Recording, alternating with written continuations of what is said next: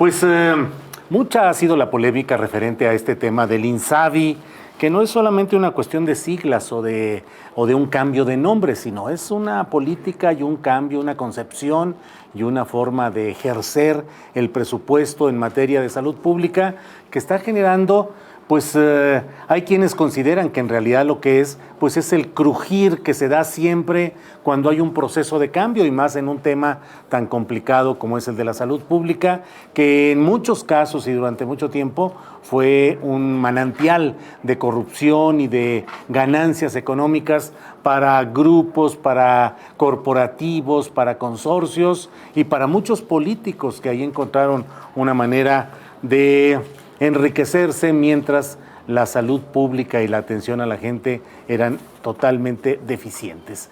¿Qué es lo que hay de fondo? ¿Qué es lo que conviene saber más allá, pues, de la discusión a veces inmediatista que se da en estos temas? Le hemos pedido al profesor investigador de la Universidad Autónoma Metropolitana, Campus Xochimilco, Gustavo Leal, que esté con nosotros. Gustavo.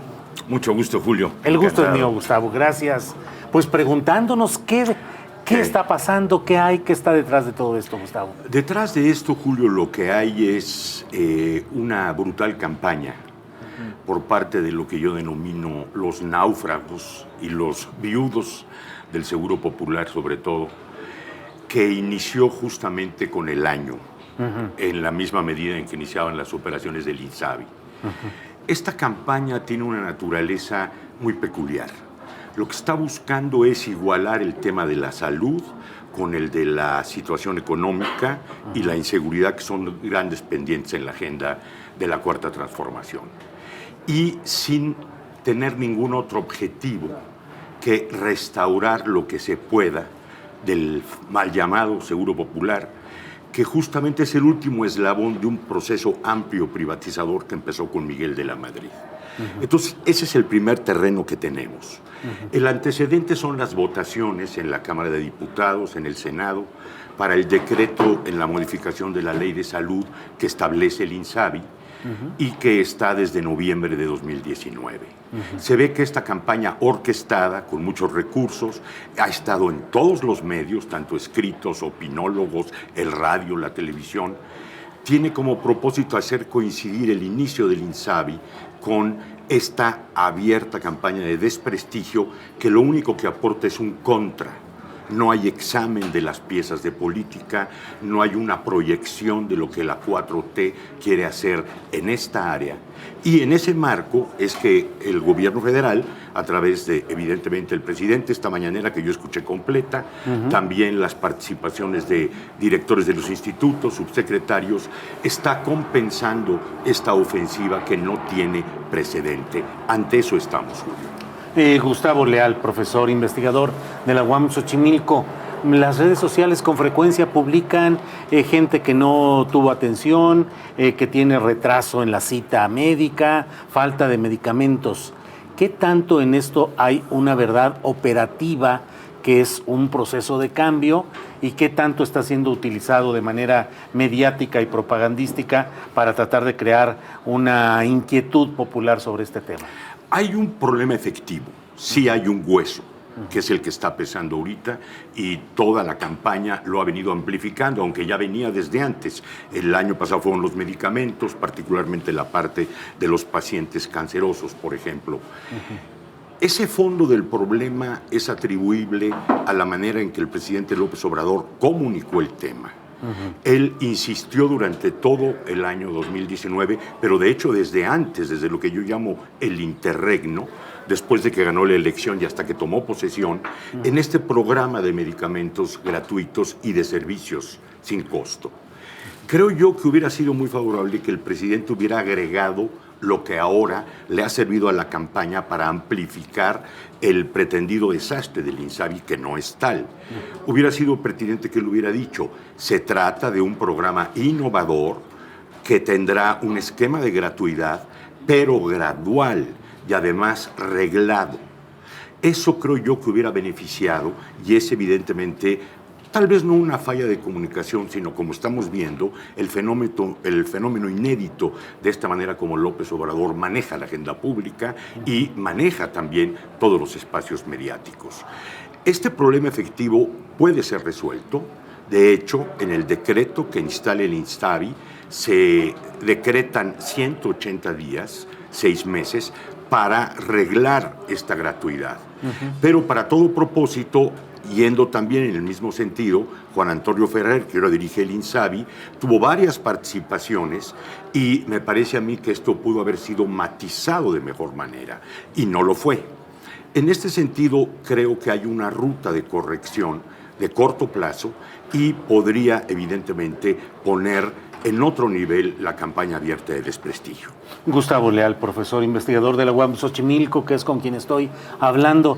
Pregunto, durante los años del prianismo, como se suele llamar esa etapa en general, solían entregarse los cargos importantes de salud pública, pero sobre todo del ISSSTE y del Seguro Social, a políticos sin experiencia alguna, que eran sin experiencia alguna en asuntos médicos o de salud, y que eran colocados ahí casi como un premio y como una caja chica, que era un enriquecimiento brutal. Los ponían ahí para hacer negocios, contratos, un saqueo de la riqueza nacional. Hoy, una parte de los conductores de estos institutos pues son personajes con historias políticas muy peculiares. En el ISSSTE, el hijo de un dirigente campesino, priista, cenecista de toda la vida, es decir, un hijo de Eladio Ramírez. En el Seguro Social, el hijo de un exgobernador priista del estado de Chiapas, hijo de Eduardo Robledo Rincón, que es el actual director Zoé Robledo. Y en el INSABI, una persona sin experiencia en salud pública ni medicina, sino experto en arqueología y del Instituto Nacional de Antropología e Historia. ¿Por qué se darán estas cosas? ¿Qué significan? ¿No es necesario que sean expertos en asuntos de este tipo? Sí, es interesante tu pregunta. Yo no formo parte de ningún partido, soy un analista independiente, tampoco colaboro con la 4T. Yo veo un rasgo nuevo que es inédito en el sector, podríamos decir desde López Portillo para acá, que es que hay una verdadera coordinación de la parte cupular. Existe el secretario Jorge Alcocer, que es el que está tomando las grandes decisiones, muy cerca del presidente López Obrador, y en efecto, Zoé Robledo, el licenciado Ramírez, y también están los servicios médicos de Pemex, digamos. Esto no lo conocíamos, Julio, es una novedad. Y además es una novedad muy interesante porque, por ejemplo, en la mañanera de hoy, como en las giras que hizo el presidente en los 80 hospitales regionales del IMSS Bienestar, se ve la obligación de responder a una serie de requerimientos que antes eran muy poco probable que ocurrieran.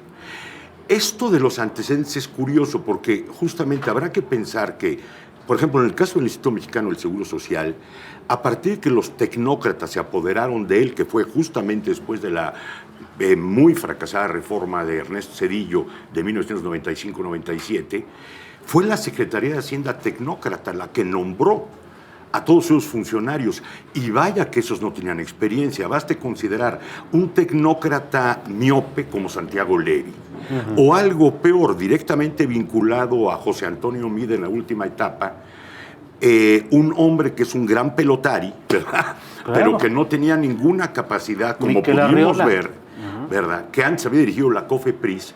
En ese sentido, creo que la figura de Ferrer, que ha sido insultada en esta campaña, no está recibiendo el beneficio de la duda. Porque, como ha dicho el propio López Obrador, 10% de expertise, pero 90% de honestidad, nos permite ver algo innovador en el diseño del sector salud. Ahora, en el caso del ISSSTE, el licenciado Ramírez Pineda, que viene justamente de ese origen tan, podríamos decir, señalado, es tal vez el que emite el discurso más distante de la Cuarta Transformación. En mi opinión, él está todavía en el sexenio de Peña Nieto. En el que fue subdirector. Fue subdirector, y su propia intervención de hoy en la mañanera es una intervención que no vincula su agenda aún con la profundidad que debería vincularla al viraje que está planteando el doctor Jorge Alcocer y que es lo que está en el fondo de la campaña, los intereses de estos viudos y náufragos del Seguro Popular. Gustavo Leal, ¿consideras que en un tiempo relativamente prudente, meses, pocos meses, puedan irse ajustando las cosas y se entre ya bien en el nuevo esquema que plantea el gobierno federal? La apuesta del licenciado López Obrador es una apuesta, como tú captaste muy bien, lo acabas de decir, muy ambiciosa. Yo creo que, como en todo diseño de política pública, este diseño tiene que pasar la prueba de fuego de la implementación, parte de lo cual es esto que acaba de ocurrir y que plantea un problema efectivo para los cobros, para los trabajadores de la salud que están dando la cara frente a los servicios, lo que llamamos el Frente de Operación Sanitario. Esta apuesta ambiciosa del licenciado López Obrador tiene enfrente un gran desafío, no justamente por lo que dice la campaña brutal está en contra, sino porque yo diría que tiene muchos elementos en contra. Primero, el problema del financiamiento. Segundo, el problema del capítulo laboral de los trabajadores. Claro. Tercero, y la ausencia de una cultura no gerencial, como le gusta llamar a esta campaña brutal, sino una cultura realmente de producir un servicio ordenado, cosa que no sucede desde todo el periodo tecnócrata iniciado por Miguel de la Madrid hasta Peña Nieto. Y eso, sin lugar a dudas, le va a plantear un reto muy grande al sueño que él presentó hoy en la mañanera. Yo creo que esta comparación con los países nórdicos no es tal vez lo más afortunado. Hay, por ejemplo, casos mucho más cercanos que operan. Por ejemplo, España, Portugal. Él mencionó Reino Unido. Pero en cada uno de esos hay muchos más recursos, no solo económicos en el financiamiento, sino el servicio está estructurado. Y en el caso mexicano, la tecnocracia barrió con esa estructura. Basta considerar que en el caso del Seguro Popular, la cifra que se está manejando ahorita, que ha asumido el INSABI, son 88,000 trabajadores que les llamamos precarios, que van a pasar, dicen ellos, un proceso de basificación. Esperemos que lo sea. Pero la verdad es que pueden ser 160,000. Eso fue lo que generó el Seguro Popular. Nunca atendió el capítulo laboral. Tuve la oportunidad en el año 2003 de estar en las cámaras discutiendo la presentación del Seguro Popular y ahí yo presenté remedio y trapito. Hice el diagnóstico de por qué no iba a funcionar, pero también qué iba a fallar exactamente y se cumplió. Ese es tal vez el símil que podemos trazar ahorita, Julio. El desafío que tiene enfrente la Cuarta Transformación es muy grande, pero de todos modos hay que aplaudir el viraje profundo. Por primera vez estamos ante un emplazamiento de una política no neoliberal en 36 años. Y el que mejor lo expresa es justamente el doctor Jorge Alcocer, al cual la campaña descalifica porque no es un gran orador, porque es un investigador de un instituto nacional, un premio nacional, como siempre dice también López Obrador, pero que en verdad ha sido capaz de captar en el año y medio la naturaleza de este viraje, y ese viraje es importante, es profundo, hay que aplaudirlo, pero hay que ser cautos en los términos en que él pueda ejecutarse. Gustavo Leal, cierro esta plática preguntándote algo que ya planteaste dentro de los tres condicionamientos o factores que pueden determinar lo que pase con el INSABI. El dinero. Claro. En un gobierno tan angustiado por la falta de recursos suficientes para todos los planes que quiere, ¿lo que se está destinando será suficiente? Es una pregunta muy pertinente. Yo creo que primero habría que ver si el presidente logra cumplir su oferta de que la corrupción basta. En el caso del sector salud, digamos, con López Obrador hay un curioso fenómeno en materia de lo de la corrupción. Él identifica neoliberalismo con corrupción. Yo creo que eso no está completo. El neoliberalismo es mucho más que este fenómeno de la corrupción. Pero él le ha llevado como nunca este ejemplo, por ejemplo, el avión, vuelve a ser el caso paradigmático de cómo los ahorros serían capaces de traducirse en beneficios para el sector salud. Yo creo que eso lo vamos a ver en el transcurso del año, esperando que los funcionarios que él ha nombrado sean capaces realmente de hacer lucir para lo cual está ese dinero. El debate nuevamente de la campaña brutal mediática es para jalar hacia el financiamiento, pero la misión de un sistema de salud no es el financiamiento. Se financia para prestar servicios. Y donde está el eje es que mejore la condición de salud de la población y los servicios sean mejores. O dicho de otra manera, el patrón es el usuario, no el código del financiamiento. Eso fue parte también del debate tecnocrático que sostuvimos durante todos esos 36 años, especialmente con un tecnócrata como Levy o con un marketer gran vendedor de ideas huecas como Julio Frenk. No es el financiamiento y la prueba la tienen en el caso chileno. Ahí está lo que puede pasar cuando no se corrige a tiempo, como venturosamente parece que la propuesta de López Obrador puede corregir. El centro está en la mejora del servicio, en la mejora de las condiciones de salud y en una etapa intermedia que va junto con esta, los trabajadores que prestan el servicio. Ellos son fundamentales. Gustavo Leal, agradecemos mucho esta posibilidad de Julio. contar con el análisis, con un punto de vista distinto a lo que está circulando con tanta amplitud en muchos medios de comunicación, tener el contexto y saber los diferentes puntos, tanto los críticos como los positivos, de lo que está sucediendo en este momento de intentos de cambios institucionales que tienen sus claroscuros, pero es importante tener justamente análisis, comentarios como los tuyos, Gustavo Leal, profesor investigador de la UAM en Xochimilco. Gracias, Gustavo. A ti muchísimas gracias, Julio.